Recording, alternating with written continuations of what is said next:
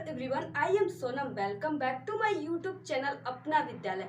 आज के इस वीडियो में हम पढ़ने वाले एक वेरी इंटरेस्टिंग टॉपिक जो आपके लिए होने वाला है वेरी मोस्ट इम्पॉर्टेंट। तो आज के इस वीडियो में हम आप सभी लोगों को बताएंगे क्लास 12th इंग्लिश ग्रामर के 15 सबसे महत्वपूर्ण प्रश्न उत्तर। और आप सभी लोग सिर्फ 15 सबसे महत्वपूर्ण जो प्रश्न उत्तर हम आपको बताएंगे, अगर आप लोग उसको तैयार कर लेंगे तो आपके अच्छे अंक आपके ग्रामर में मिलना बिल्कुल पक्का है। तो यहाँ पे देखिए, हम आपको इस वीडियो में 3 टॉपिक से रिलेटेड जो 15 हमारे सबसे महत्वपूर्ण प्रश्न है वो 3 टॉपिक से रिलेटेड है। पहला जो है वो डायरेक्ट एंड इनडायरेक्ट जिसे नरेशन कहते हैं, फिर दूसरा है वो है सिंथेसिस ऑफ सेंटेंसेस, और तीसरा जो है वो ट्रांसफॉर्मेशन ऑफ सेंटेंसेस है। तो इन्हीं तीनों टॉपिक से रिलेटेड हम आप सभी को बताएंगे 15 सबसे महत्वपूर्ण प्रश्न और उत्तर। और इसी तरह के वीडियो आपको डेली हमारे चैनल पे मिलेंगे। तो आप सभी लोग अगर चैनल को सब्सक्राइब नहीं किए तो चैनल को सब्सक्राइब कर दीजिए, और हाँ, सबसे पहले वीडियो को लाइक कर दीजिए। तो यहाँ पे देखिए, हम 3 टॉपिक बताएंगे। बहुत ही इम्पोर्टेंट ये टॉपिक रहा, क्योंकि इन्हीं जो टॉपिक है इनसे सबसे ज़्यादा आपके बोर्ड एग्जाम में जो आते हैं क्वेश्चन, वो इन्हीं टॉपिक से ज़्यादा आते हैं। तो चलिए स्टार्ट करते हैं। सबसे पहले तो देखिए, हम डायरेक्ट एंड इनडायरेक्ट जिसे नरेशन कहते हैं, सबसे पहले इसको देखेंगे और एक्सरसाइज के साथ साथ इनके बिल्कुल बारीकी से इनका आंसर जो है वो हम आप सभी को बताएंगे। तो आप लोग बिल्कुल ध्यान से समझिएगा। तो यहाँ पे देखिए, जो हमारा फर्स्ट इम्पॉर्टेंट क्वेश्चन रहा वो रहा कि the principal said to the students, यहाँ पे कावा इन्वर्टेड कावा में, why did they not attend their classes regularly question mark. ठीक है, ये जो रहा ये इस तरीके से एक्सरसाइज आपके बोर्ड एग्जाम में देगा। अब देखिए, इसका क्या करना है कि ये डायरेक्ट दिया हुआ है, इसका इनडायरेक्ट आपको बनाना है। तो इसको चलिए हम इनडायरेक्ट किस तरीके से बनाएंगे अब यहाँ पे हम देखेंगे। इसमें देखिए, डायरेक्ट और इनडायरेक्ट में क्या होता है कि 2 शब्द होते हैं, यानी कि ये जो एक्सरसाइज है, जो भी क्वेश्चन है, ये 2 पार्ट में बटे होते हैं। पहला होता है रिपोर्टिंग वर्ब और दूसरा होता है रिपोर्टेड स्पीच। ठीक है, तो रिपोर्टिंग वर्ब क्या है, तो यहाँ पे देखिए जो कामा के बाहर है वो रिपोर्टिंग वर्ब है। जैसे the principal said to the students, तो ये इतने शब्द जो हैं वो रिपोर्टिंग वर्ब है। और रिपोर्टेड स्पीच क्या है कि प्रवक्ता द्वारा कही गई बात को ही रिपोर्टेड स्पीच कहते हैं। तो जो इन्वर्टेड कामा में है, यानी कि Y did they not attend, ये वाला जो वर्ड है ये रिपोर्टेड स्पीच है। ठीक है, तो जब रिपोर्टेड स्पीच की चेंज किस तरीके से होगी, रिपोर्टिंग वर्ब के अनुसार होगी। तो यहाँ पे देखिए, अब हम इसको चेंज करते हैं किस तरीके से। तो यहाँ पे देखिए, the principal said to the students, और यहाँ पे आपको पहचान किस तरीके से करना है, क्योंकि ये डायरेक्ट और इनडायरेक्ट जो होता है इसमें आपको सेंटेंसेज यानी कौन सा टेंस है उसके अनुसार आपको, यानी कि ये कौन सा इनडायरेक्ट और डायरेक्ट है। इनडायरेक्ट डायरेक्ट के तो कई रूल है।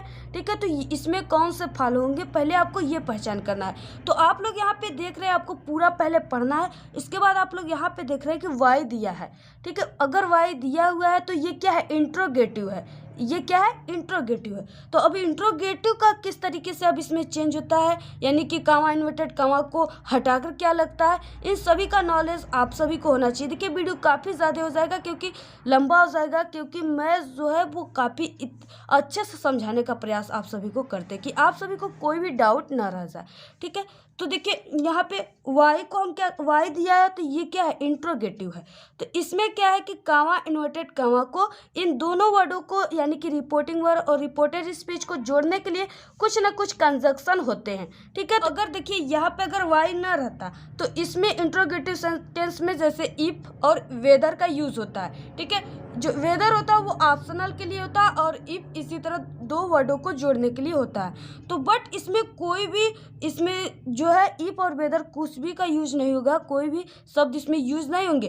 क्यों नहीं होंगे, क्योंकि इसमें वाई जो है यही कंजक्शन का काम कर रहा है। ठीक है, दोनों रिपोर्टिंग वर्ब और रिपोर्टेड स्पीच को जोड़ने का काम क्या करेगा, वाई ही करेगा। इसलिए मुझे अलग से किसी भी इफ और कुछ भी को नहीं लगाना है। तो यहाँ पे देखिए अब किस तरीके से बनेगा, तो ये हो जाएगा द प्रिंसिपल सेड टू, जैसे यहाँ पे सेड टू है ना, तो ये क्या है, इंट्रोगेटिव है क्योंकि यहाँ पे वाई लगा है। तो इस सेड टू को आस्क्ड में बदल देते हैं, किसमें, आस्क्ड में बदल देते हैं। ठीक है, तो इसको देखिए अब किस तरीके से हम बनाते हैं। तो ये हो जाएगा द प्रिंसिपल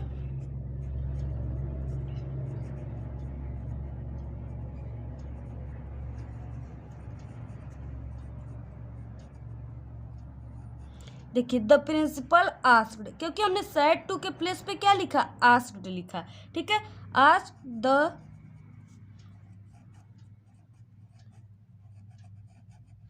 स्टूडेंट्स, ठीक है। अब इसके बाद देखिए कामा, इन्वर्टेड कामा को हटाकर हम इसी जो वाई है ये कंजक्शन का यहाँ पे वर्क कर रहा है, तो यहाँ पे हमने वाई को कंजक्शन के रूप में यहाँ पे लिख रखा है। ओके, फिर उसके बाद यहाँ पे देखिए दे,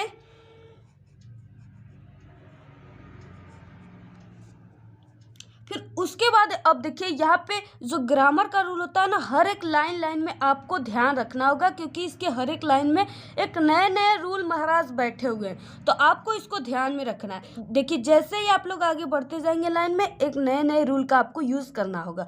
तो यहाँ पे देखिए हमने यहाँ तक तो बना लिया, फिर उसके बाद यहाँ पे क्या है कि जो रिपोर्टिंग वर्ब है ये किस टेंस में है, जैसे यहाँ पे हमने आस्क्ड लगा दिया, ठीक है, तो ये क्या हो जाएगा, पास्ट इंडेफिनिट टेंस हो जाएगा, क्योंकि पास्ट इंडेफिनिट टेंस में क्या होता है, वर्ब का सेकंड फॉर्म होता है, और अगर नॉट दिया हो तो डिड का यूज होता है। तो यहाँ पे क्या है कि अगर आपका reporting verb past indefinite tense में है तो रिपोर्टेड स्पीच जो है वो पास्ट परफेक्ट में बनेगा, ठीक है। तो पास्ट परफेक्ट में अगर नॉट दिया है तो पास्ट परफेक्ट में जो है वो हैड का यूज करेंगे, ठीक है। तो यहाँ पे हो गया वाई दे, फिर उसके बाद यहाँ पे हैड, नॉट, और यहाँ पे अटेंडेड, क्योंकि हैड के साथ जो वर्ब का थर्ड फॉर्म लगता है, ठीक है, तो यहाँ पे हो जाएगा अटेंडेड, और यहाँ पे दियर,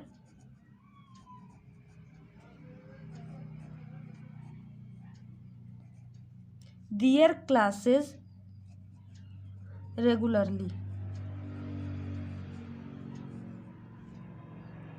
और यहाँ पे फुल स्टॉप हो जाएगा।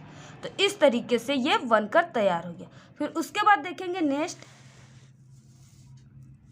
अब देखिए नेक्स्ट जो है वो भी काफ़ी इंपॉर्टेंट है, और देखिए इसी तरह के आपके बोर्ड एग्जाम में आते हैं नरेशन, ठीक है। नेक्स्ट है the boy said to his mother, comma inverted comma में please give me some pencils.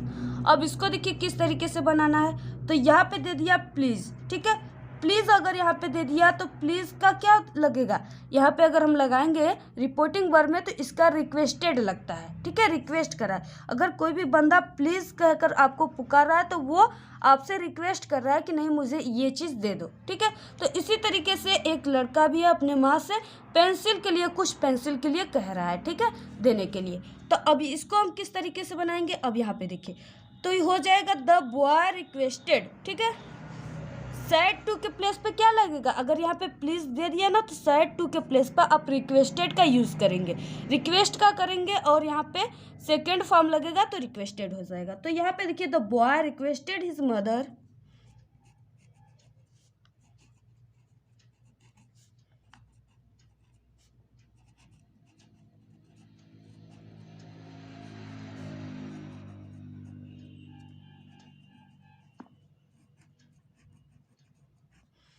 Requested his mother. अब इसके बाद देखिए क्या लगेगा, अगर यहाँ पे प्लीज़ आ गया तो ये ऑप्टेटिव सेंटेंस में हो जाएंगे, तो यहाँ पे टू का यूज़ होता है, दोनों शब्दों को जोड़ने के लिए जो कंस्ट्रक्शन लगता है वो टू लगता है, ठीक है। तो यहाँ पे टू गिव, और यहाँ पे देखिए जो मी है ना ये क्या है, ये जाएगा द बॉय के पास, ठीक है। तो द बॉय के पास जब मी जाएगा तो इसका हिम हो जाएगा, क्या हो जाएगा, हिम।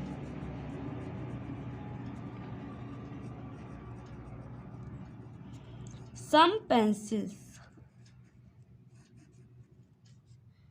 नेक्स्ट जो है वो he said comma inverted comma में लेट मी गो टू जू टुमारो, इन्वर्टेड कामा बंद। अब देखिए इसमें क्या है कि यहाँ पे लेट मी गो टू जू टुमारो, तो ये क्या कह रहा है कि वो कह रहा है किसी से कि मुझे चिड़ियाघर कल जाने दो, ठीक है। तो ये क्या कर रहा है, रिक्वेस्ट कर रहा है कि नहीं मुझे जाने दो। तो यहाँ पे देखिए रिक्वेस्ट कर रहा है, तो यहाँ पे हो जाएगा ही रिक्वेस्टेड,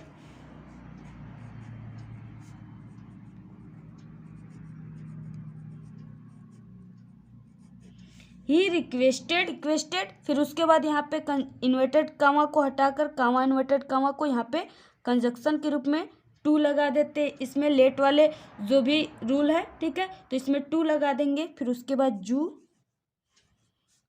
और यहाँ पे देखिए टुमारो जो है इसका हो जाता है नेक्स्ट डे। ओके, इस तरीके से ये बनता है। फिर उसके बाद देखेंगे नेक्स्ट। अब देखिए नेक्स्ट टॉपिक जो है वो सिंथेसिस का है, ठीक है। अब इसमें का भी बहुत ही इंपॉर्टेंट है। फिर उसके बाद देखिए नेक्स्ट जो है वो सिंथेसिस का है।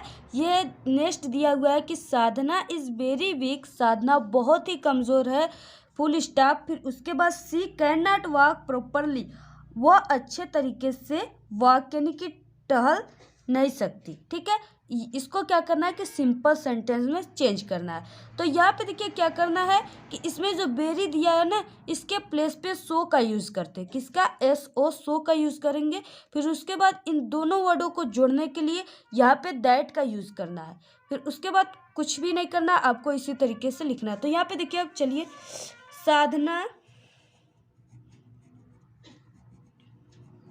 साधना इज सो वीक, साधना बहुत कमज़ोर है, दैट कि यहाँ पे फिर उसके बाद सी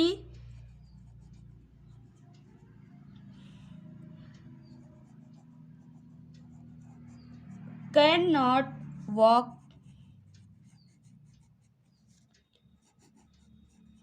प्रॉपरली, इस तरीके से। ओके, नेक्स्ट टॉपिक आ गया ट्रांसफॉर्मेशन, जो कि बहुत ही इंपॉर्टेंट टॉपिक है और इस टॉपिक से रिलेटेड आपके बोर्ड एग्जाम में बहुत सारे क्वेश्चन पूछे जाते हैं। तो यहाँ पे देखिए, the Taj is more beautiful, Taj क्या है? जो ताजमहल है वो बहुत ही ब्यूटीफुल, बहुत ही सुंदर है, then any other building in India, ठीक है। एनी अदर यानी कि कोई भी इमारत इंडिया में ताजमहल से सुंदर नहीं है, ठीक है, बहुत सुंदर है ताजमहल। इसको क्या करना है कि पॉजिटिव डिग्री में चेंज करना है। तो अब यहाँ पे देखिए, चलिए चेंज कर देते हैं। तो यहाँ पे देखिए, इसको पॉजिटिव डिग्री में हम जब चेंज करेंगे तो एनी अदर के, अगर यहाँ पे एनी अदर दिया है ना, तो मीन्स कि क्या हो गया? नेगेटिव। तो नेगेटिव में है, तो इसको जब हम चेंज करेंगे पॉजिटिव डिग्री में, तो इसमें हो जाता है नो अदर। क्या हो जाता है? No other. तो यहाँ पे हो जाएगा नो अदर, यानी कि कोई नहीं है, ठीक है। No other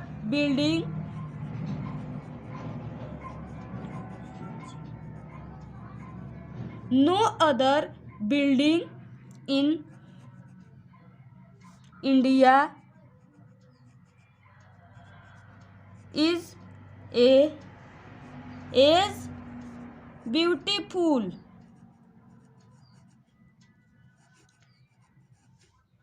beautiful as the Taj, ठीक है। यानी कि कोई नहीं बिल्डिंग, इमारत इंडिया में ऐसा है जैसा कि ताजमहल सुंदर है। तो इस तरीके से। फिर उसके बाद देखेंगे next.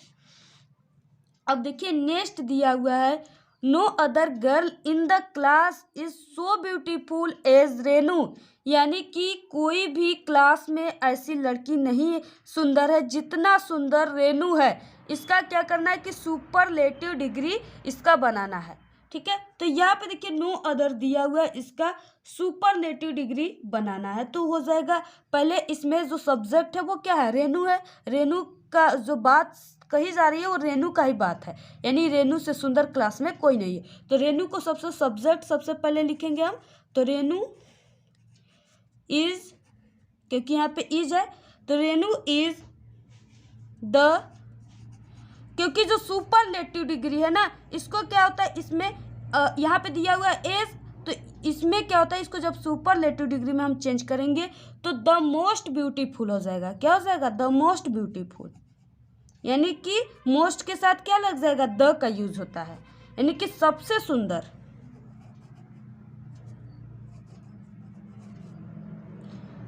Renu is the most beautiful girl in the class. Okay, इस तरीके से बनता है सुपरलेटिव डिग्री। फिर उसके बाद देखिए नेक्स्ट देखेंगे। नेक्स्ट दिया हुआ है, ही गेव मी ए रूपी, इसका क्या करना है कि पैसिव वॉइस में इसको चेंज करना है, ठीक है। ही गेव मी ए रूपी। अब इसको पैसिव वॉइस में किस तरीके से चेंज करेंगे, यानी कि जो पैसिव वॉइस होता है ना, इसमें क्या होता है कि ऑब्जेक्ट को सब्जेक्ट मान लिया जाता है, ठीक है। तो यहाँ पे ऑब्जेक्ट क्या है, यहाँ पे मी जो है वो ऑब्जेक्ट है। तो इसको हम ले लेते हैं पहले, तो मी का क्या हो जाएगा, आई हो जाएगा। तो हो जाएगा आई वाज क्यों होगा, क्योंकि यहाँ पे गेव है, यानी कि ये पास्ट इंडेफिनिट है, ठीक है। तो यहाँ पे इसको पास्ट कंटिन्यू टेंस में चेंज कर देंगे। तो आई वाज गिवन, गिव का थर्ड फॉर्म क्या होता है, गिवन होता है, क्योंकि पैसिव वॉइस में जब भी हम पैसिव वॉइस इसको बनाते हैं तो इसमें क्या होता है कि थर्ड फॉर्म का यूज होता है। तो यहाँ पे देखिए गिवन हो जाएगा ए रूपी, रूपी। फिर उसके बाद इसमें देखिए बाई का यूज होता है, और यहाँ पे जो सब्जेक्ट होता है ना, फर्स्ट जो सब्जेक्ट है उसको यहाँ पे ऑब्जेक्ट के रूप में लिखते हैं। तो ऑब्जेक्ट ही का क्या हो जाएगा, हिम हो जाएगा। तो इस तरीके से हो गया ये आई वॉज गिवन ए रूपी बाई हिम। फिर उसके बाद देखिए अब नेक्स्ट देखेंगे। तो नेक्स्ट है it is time to learn our lessons.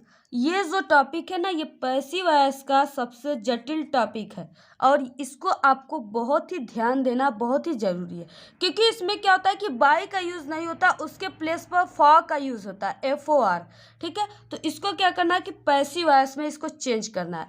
तो इसको देखिए बहुत ही इंपॉर्टेंट है। इसी तरह के कन्फ्यूज़न आपके बोर्ड एग्जाम में जो क्वेश्चन आते हैं ग्रामर से रिलेटेड, इसी तरह के क्वेश्चन आते हैं। तो अब देखिए इसको किस तरीके से हम बनाएंगे। तो ये हो जाएगा इट इज,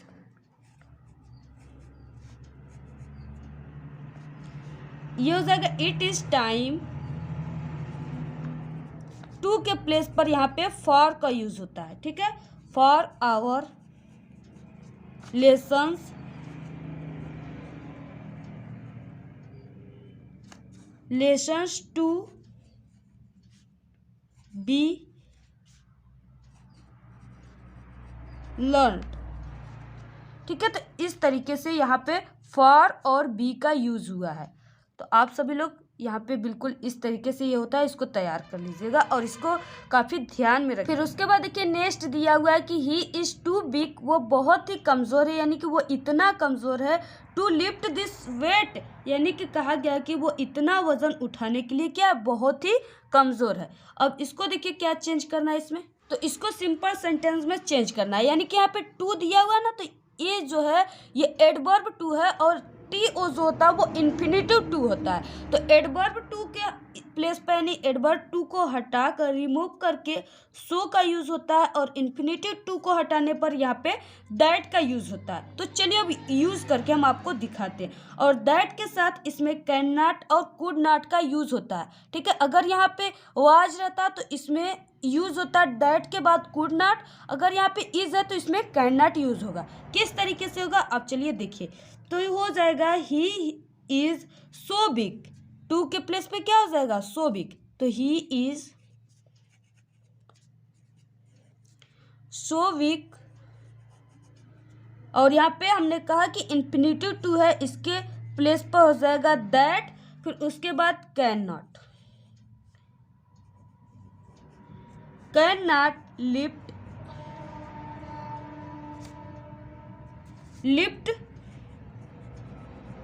दिस वेट।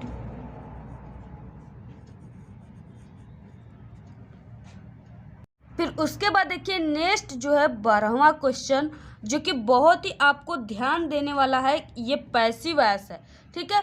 और इसी तरह के कन्फ्यूजन क्वेश्चन आते हैं जो कि बहुत ही इंपॉर्टेंट है। अब यहाँ पे देखिए ये क्या है कि क्वेश्चन वर्ड से ही जो प्रश्न है उसको स्टार्ट कर दिया है। तो यहाँ पे देखिए दिया हुआ है कि who teaches you English, passive voice इसका बनाना है, ठीक है। तो यहाँ पे देखिए क्या है कि बाई का जो यूज़ है इसमें सबसे कमाल का यूज़ है, ठीक है। तो यहाँ पे देखिए बाई का यूज़ आपको सबसे पहले कर देना है, बाई। और जो हु दिया हुआ है ना, इसके प्लेस पे आपको हुम लिख देना है। क्या लिखना है, हुम। तो यहाँ पे हो जाएगा बाई हुम। फिर उसके बाद यहाँ पे क्योंकि ये प्रेजेंट इंडेफिनिट था तो इसलिए यहाँ पे आर का यूज़ हो रहा है, क्योंकि हुम जो है वो बहुवचन है, ठीक है। तो इसलिए यहाँ पे आर का यूज़ हो रहा है। यू और यहाँ पे क्या होगा, थर्ड फॉर्म का यूज होगा डॉट का इंग्लिश, और यहाँ पे क्या होगा, क्वेश्चन मार्क होगा। ठीक है, तो इस तरीके से। फिर उसके बाद नेक्स्ट उसके बाद देखिए नेक्स्ट है ही फाउंड हिम डिसऑनेस्ट। इसका क्या करना है कि नेगेटिव सेंटेंस बनाना है। अब इसको बिना चेंज किए आप इसको नेगेटिव सेंटेंस में कैसे चेंज करेंगे, तो यहाँ पे देखिए किस तरीके से आप चेंज करेंगे हम आपको बताते। तो ये हो जाएगा ही, ठीक है। अब यहाँ पे देखिए दिया हुआ है फाउंड, तो इसको हम क्या कर रहे हैं, नेगेटिव बना रहे हैं, क्योंकि ये जो फाउंड है ना ये सेकेंड फॉर्म है। ठीक है, तो सेकेंड फॉर्म जब है तो इसका जब हम नेगेटिव बनाएंगे तो इसमें इसको नेगेटिव बना रहे हैं तो इसमें नॉट लगेगा, और इसमें क्या लगेगा, सेकेंड फॉर्म है यानी कि पास्ट इंडेफिनिट है, तो पास्ट इंडेफिनिट में डिड का यूज होता है। तो ये हो जाएगा ही डिड नॉट, और यहाँ पे फर्स्ट फॉर्म लिखाएगा फाइंड, फिर उसके बाद यहाँ पे हिम ऑनेस्ट। ओके, इस तरीके से। फिर उसके बाद देखिए नेक्स्ट दिया हुआ है कि we shall be blamed by everybody. इसका क्या करना है कि एक्टिव वॉइस बनाना है, यानी कि ये खुद दे दिया है पैसिव वॉइस, इसका एक्टिव वॉइस आपको बनाना है। तो यहाँ पे देखिए हो जाएगा एवरीबॉडी, सबसे पहले यही हो जाएगा। ठीक है, क्योंकि ये एवरीबॉडी जो है ना ये इसमें क्या है ऑब्जेक्ट के रूप में, तो इसको हम सब्जेक्ट बना देंगे। तो यहाँ पे हो जाएगा एवरीबॉडी,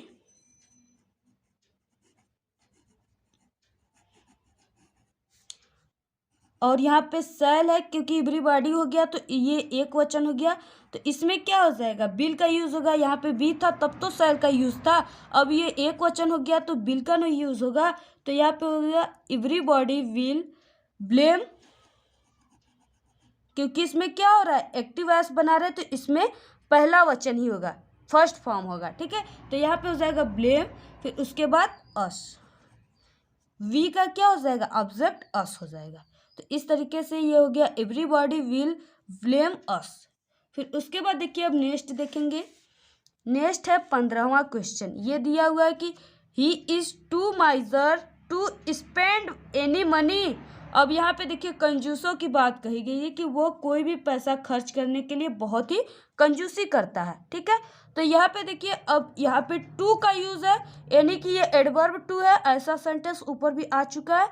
एडवर्ब टू है तो इसको जब हम रिमूव करेंगे, ठीक है, एडवर्ब टू को हटाकर इस पे यहाँ पे सो का यूज करते हैं। और फिर उसके बाद यहाँ पे जो यहाँ पे दिया हुआ है इन्फिनेटिव टू, इसको हटाकर हम यहाँ पे दैट के साथ यूज करते हैं कैन नॉट कुड नॉट का। तो इसका देखिए अब हम नेगेटिव सेंटेंस बनाएंगे। ठीक है, तो यहाँ पे हो जाएगा ही इज शो। ठीक है, क्योंकि एडवर्ब टू के प्लेस पे क्या हो जाएगा सो हो जाएगा, माइजर।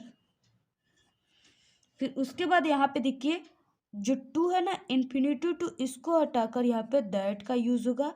और यहाँ पे देखिए ही दिया तो वही सब्जेक्ट यहाँ पे भी वर्क कर रहा है, तो यहाँ पे हमने ही लिख दिया। और फिर उसके बाद कैन नॉट, क्योंकि ये प्रेजेंट टेंस में, तो यहाँ पे कैन नॉट। फिर उसके बाद यहाँ पे स्पेंड एनी मनी,